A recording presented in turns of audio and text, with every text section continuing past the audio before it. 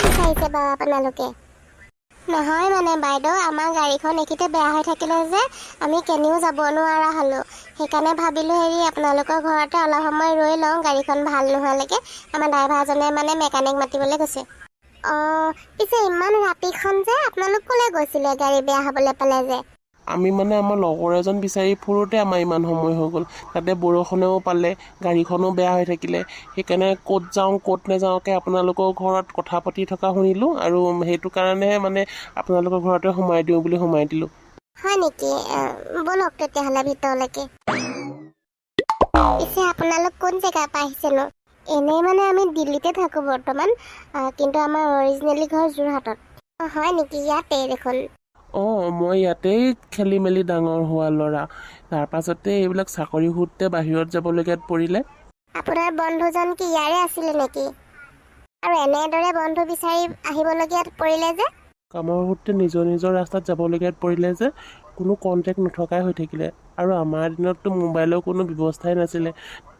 সেইটো হয় বাৰু। পিছে লগৰজনৰ ঠিকনা বিচাৰি পালে নাপালে? ঠিকনাটো বিচাৰি পোৱা হ'ল বাৰু, কিন্তু লগৰজনকহে লগ পোৱা নহ'ল। অঁ, গাঁৱৰ মানুহ যে ক'ৰবাত ইফালে সিফালে যায় আকৌ, সেইকাৰণে লগ নাপালে চাগে। অঁ, মোৰ বিচাৰি অহাটো অলপমান পলম হৈ গ'ল। বৰ্তমান সি এই সংসাৰৰ পৰা বিদায় মাগিলে। অহ, হয় নেকি? শুনি বেয়াই লাগিলে। এতিয়া কি কৰিব? আমাৰ গাড়ীখন ভাল হ'লে মানে আমি গুচি যাম। আপোনালোকে ৰাতিপুৱাৰ পৰা চাগে একো নোখোৱাকৈ ঘূৰি ফুৰিছে। ভোকো লাগিছে চাগে। আমি ভাত খাবলৈ বহিছিলোঁৱেই। বেয়া নাপায় যদি ব'লক আমাৰ লগতে আপোনালোকে ভাতকেইটা খাই ল'ব। ভোকটো লাগিছে বাৰু, কৈছে যেতিয়া খাই লওঁগৈ ব'লক। অ' মাই গড, ইমান ডাঙৰ প্ৰব্লেম হৈ গ'ল। এতিয়া কি কৰিম বুলি ভাবিছে বাৰু? কি হ'ব এতিয়া আমাৰ? ক'ত যাম এতিয়া আমি? কিবা হ'ল নেকি? আমাৰ মানে ড্ৰাইভাৰজনে ফোন কৰিছিলে, আমাৰ গাড়ীখন ভালেই কৰিব পৰা নাই বোলে।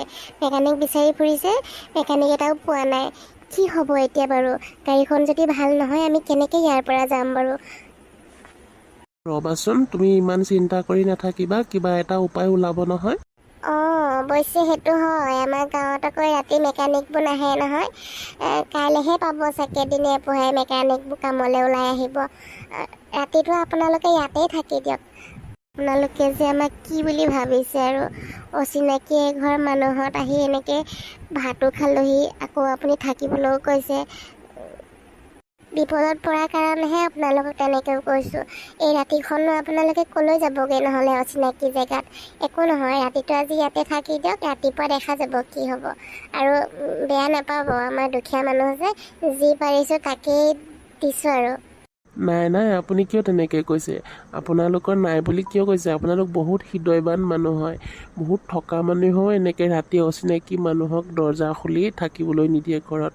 কিন্তু আপোনালোকে আমাক কোনোদিন চিনি জানি নাপায়, দেখা দেখি হোৱা নাই।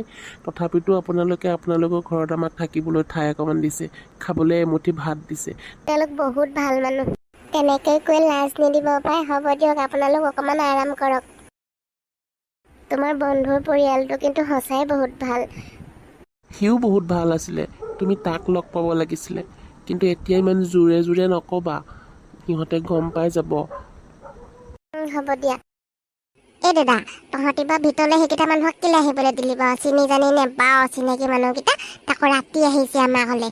মাজনীও কম নহয়, একদম ভাতো খাবলৈ দিছে, এতিয়া শুবলৈও দিছে আমাৰ ঘৰত।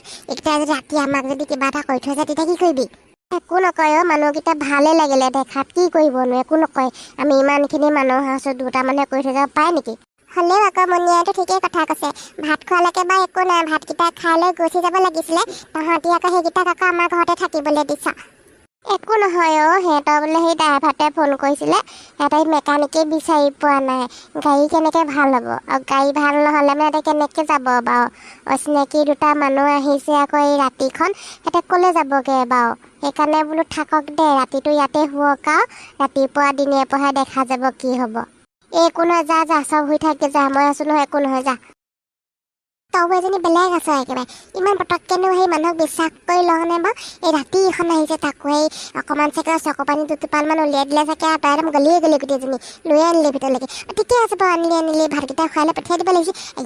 ইয়াতেই থাকক, ইয়াতেই শুৱক, তোৰ পৰা মানে আৰু এই মুনিয়া আমি দুইটাই নহ'লে আজি CID কৰিম 8খন দৰ্জাত মই 5খন দৰ্জাত তই কি ঠিক গোটেইকেইটাই নলিছাতে ধৰি যদি চিঙি থৈ যায় তেতিয়া খাবি বাপেকে ভীমকলৰ গোটেইকেইটাকে চোবাই চোবাই এই মুনিয়া কালি কিবা পালি নে কি তই একো নাপালো তই কি পালি ময়ো একো নাপালো মই গম পাইছে নাই বেয়া ফটা হেতক জুমি চাইছো নহয় এনেকা নাক বজাই বজাই ফুষ্টি মাৰি মাৰি শুই আছে ঐ তাই মই এনেই টোপনি খতি কৰি মৰিলো নলিছাতে ধৰি আহি বুলি হে কৈছিলি তেনেকে কৰিবলৈ হ'লেও চেফটি না সেইটো হয় বাৰু তাৰপিছত তামাম ইংলিছ কথা ক'বলৈ শিকিছ আকৌ কাপা শিকিছ ইমানকে মোৰ পাৰ্টনাৰকেইটাই ডেইলি তিনিটাকে শিকায় এটা এই বাহ তই তাৰমানে পুৰা ইংলিছ মেন হৈ গৈছ ককা কাক